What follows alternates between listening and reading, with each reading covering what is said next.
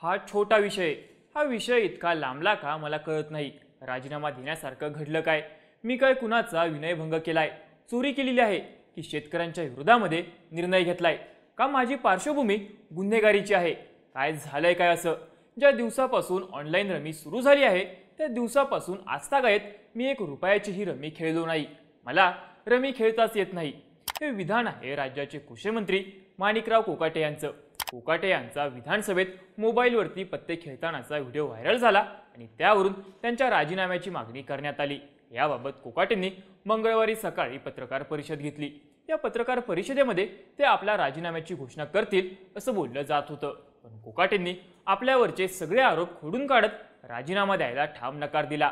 तर कोकाटेंवरती स्वतः मुख्यमंत्री देवेंद्र फडणवीसही नाराज असून त्यांनी कोकाटेंच्या राजीनाम्याबाबत उपमुख्यमंत्री अजित पवारांशी फोनवरून चर्चा केल्याच्या बातम्या आल्या होत्या.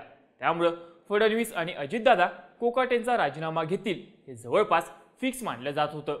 पण या प्रकरणाची चौकशी करा, मी दोषी आढळलो तर नागपूरच्या अधिवेशनामध्ये राजीनामा देईन असं माणिकराव कोकाटेंनी ठामपणे सांगितलं.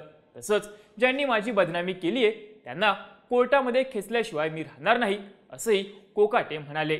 राजीनामा न देण्याच्या कोकाटेंच्या ठाम भूमिकेनंतर मुख्यमंत्री आणि उपमुख्यमंत्री हतबल असल्याची टीका विरोधकांनी केली.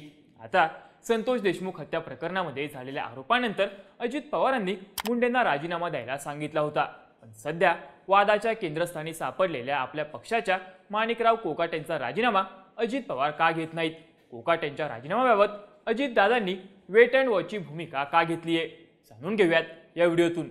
नमस्कार, मी चैतन्य आणि तुम्ही बघताय बोल भिडू. अजितदादांनी कोकाटेंच्या बाबतीत वेट अँड वॉचची भूमिका घेण्याचं पहिलं कारण सांगितलं जातं ते म्हणजे नाशिकमध्ये चेक अँड बॅलन्सचं राजकारण. 2024च्या विधानसभा निवडणुकीमध्ये महायुतीला मोठं यश आलं. नाशिक जिल्ह्यामध्ये अजितदादांच्या राष्ट्रवादीनं 7 जागा लढवल्या होत्या. त्यापैकी 7ही जागा त्यांनी जिंकल्या. येवल्यातून छगन भुजबळ निवडून आले. भुजबळांच्या ज्येष्ठतेचा विचार करता त्यांना राज्याच्या मंत्रिमंडळामध्ये स्थान मिळेल अशी चर्चा होत होती. पण तसं काहीच घडलं नाही. भुजबळांना मंत्रिपदावरून डावलण्यात आलं.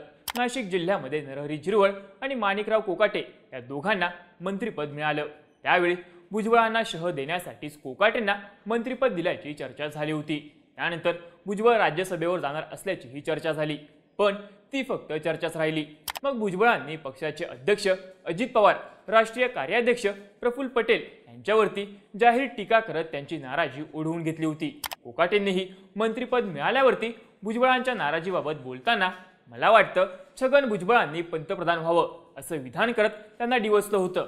थोडक्यात छगन भुजबळ विरुद्ध माणिकराव कोकाटे असा वाद रंगल्याचं समोर आलं होतं. पण संतोष देशमुख हत्या प्रकरणावरून राष्ट्रवादीच्या धनंजय मुंडेंना राजीनामा द्यावा लागला. त्यांच्या मंत्रिपदाची जागा रिक्त झाली. मुंडे हे ओबीसी समाजातून येतात. त्यामुळं त्यांच्या जागी दुसऱ्या ओबीसी नेत्याला संधी देण्यासाठी राष्ट्रवादीवरती दबाव होता. म्हणूनच मे 2025 मध्ये ओबीसी समाजाचे ज्येष्ठ नेते छगन भुजबळ यांचीच राज्याच्या मंत्रिमंडळामध्ये पुन्हा वर्णी लागली. भुजबळांना मंत्रिपद मिळाल्यामुळे नाशिक जिल्ह्यामध्ये राष्ट्रवादीच्या मंत्र्यांची संख्या 3 झाली. ही नाशिक आणि उत्तर महाराष्ट्रात आपली ताकद वाढवायला अजित पवारांसाठी पूरक गोष्ट आहे. पण भुजबळांना मिळालेलं मंत्रिपद ही त्यांच्यासाठी अडचणीची गोष्ट असल्याचं सांगितलं जातंय. भुजबळांकडे मंत्रिपद आल्यामुळे नाशिक जिल्ह्याची सगळी सूत्र भुजबळांच्या हाती केंद्रित होऊ शकतात. आता मंत्री असले तरी नरहरी झिरवळ हे तसे आक्रमक नेते नाही. त्यामुळे भुजबळांना शह देण्यासाठी माणिकराव कोकाटेंचा पर्याय अजित पवारांसाठी महत्त्वाचा आहे. पण त्यांच्याकडून मंत्रिपद काढून घेतलं तर मग भुजबळांना रोखणं अजित पवारांना जड जाऊ शकतं.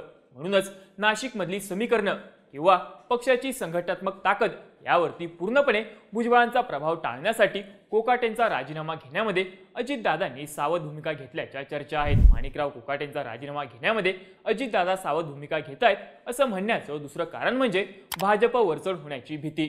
मगाशी सांगितल्याप्रमाणे 7 आमदार आणि 3 मंत्रिपदांमुळे महायुतीतल्या इतर दोन्ही पक्षांपेक्षा नाशिक जिल्ह्यामध्ये राष्ट्रवादी वरचढ आहे. पण असं असलं तरी नाशिकमध्ये येऊ घातलेला कुंभमेळा आणि नाशिक महापालिकेच्या निवडणुकीवरून भाजपनं काही प्रमाणात जिल्ह्यात आपलं वर्चस्व वाढवायला सुरुवात केली आहे. सुधाकर बडगुजर, गणेश गीते, अपूर्व हिरे यांच्यासारख्या अनेक नेत्यांचे पक्षप्रवेश भाजपनं गेल्या काही काळामध्ये घडवून आणलेत.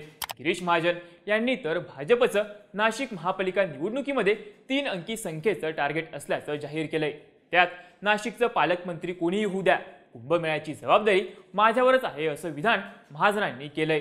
त्यामुळे नाशिकमध्ये भाजप वरचढ होते का अशा चर्चा सुरू झाल्यात। स्वतः जळगावचे असतानाही नाशिकच्या राजकारणामध्ये गिरीश महाजनांचा वाढणारा प्रभाव राष्ट्रवादीच्या नेत्यांची अस्वस्थता वाढवत असल्याचं सांगितलं जातंय। नाशिकमध्ये सुरुवातीपासूनच राष्ट्रवादीनं चांगली ताकद दाखवली आहे। आता पक्षफुटीनंतरही इथं दादांनी आपला करिश्मा कायम ठेवलाय।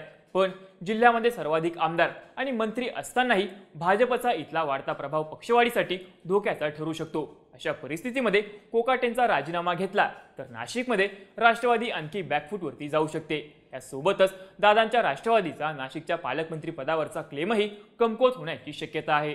यामुळेच कोकाटेंच्या राजीनाम्याबाबत अजितदादांनी वेट अँड वॉचची भूमिका घेतल्याचं बोललं जातंय। अजितदादा माणिकराव कोकाटेंच्या राजीनाम्याबाबत वेट अँड वॉचच्या भूमिकेमध्ये आहे असं म्हणण्याचं शेवटचं कारण म्हणजे आगामी निवडणुकांवरती होणारा परिणाम। पुढच्या काही महिन्यांमध्ये नाशिक जिल्हा परिषद, नाशिक महापालिका आणि स्वतः माणिकराव कोकाटे ज्या विधानसभेतून निवडून येतात त्या सिन्नर नगरपालिकेची ही निवडणूक होणार आहे। माणिकराव कोकाटेंच्या सिन्नर विधानसभा मतदारसंघामध्ये नाशिक जिल्हा परिषदेतल्या 7 जिल्हा परिषद गटांचा समावेश होतो। गेल्या निवडणुकीमध्ये सिन्नर मधल्या देवपूर गटातून कोकाटेंच्या कन्या सीमांतिनी कोकाटे जिल्हा परिषदेच्या सदस्या झाल्या होत्या। आधी विधानसभेत मारलेली बाजी आणि मग मिळालेलं मंत्रिपद यामुळे आता साहजिकच कोकाटेंची ताकद वाढली आहे। त्यामुळे आपल्या विधानसभेतल्या 7 जिल्हा परिषद गटांपैकी जास्तीत जास्त गटांमध्ये राष्ट्रवादीचे उमेदवार निवडून आणण्याचा कोकाटेंचा प्रयत्न आहे। त्यात येत्या काही दिवसांमध्ये कोकाटेंचं होमपिच असलेल्या सिन्नर नगरपालिकेची ही निवडणूक होणार आहे। तिथेही सत्ता मिळवण्यासाठी कोकाटे आपली सगळी ताकद लावणार आहेत। पण या निवडणुकांच्या तोंडावरती कोकाटेंचं मंत्रिपद गेलं तर त्याचा फटका राष्ट्रवादीला जिल्हा परिषद आणि सिन्नर नगरपालिकेच्या निवडणुकीत बसण्याची शक्यता नाकारता येत नाही।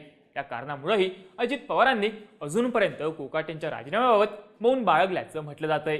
याशिवाय आधीच संतोष देशमुख हत्या प्रकरणामध्ये धनंजय मुंडेंचा राजीनामा घेण्याची नामुष्की अजित पवारांवरती आली होती। त्यात आता आणखी एका मंत्र्यांचा राजीनामा घेतला तर राष्ट्रवादीच्या कार्यकर्त्यांमध्ये चुकीचा मेसेज जाऊ शकतो। कारण महायुतीमध्ये फक्त अजित पवारांचे मंत्रीच अडचणीत आले आहेत असं नाही। एकनाथ शिंदेंच्या शिवसेनेचे मंत्री संजय शिरसाट, भरत गोगावले हे मंत्री सुद्धा अडचणीत आले असताना त्यांच्या राजीनाम्याची मागणी होत असताना त्यांचा राजीनामा घेतला गेला नाही। त्यामुळे अजितदादा दबावातून आपल्या मंत्र्यांचे राजीनामा घेतायत का असाही मेसेज जाऊ शकतो। या सगळ्या कारणांमुळे सध्या अजित पवारांनी माणिकराव कोकाटेंच्या बाबतीमध्ये वेट अँड वॉचची भूमिका घेतल्याची चर्चा आहे। काही स्थानिक पत्रकारांच्या म्हणण्यानुसार रमी खेळतानाचा व्हिडिओ समोर आल्यानंतर कोकाटेंनी अजित पवारांना संपर्क करण्याचा प्रयत्न केला होता, पण दादांकडून त्यांना कोणताही प्रतिसाद देण्यात आला नाही। त्यामुळे आता अजित पवार काय भूमिका घेणार याकडे सगळ्यांचं लक्ष असणार आहे।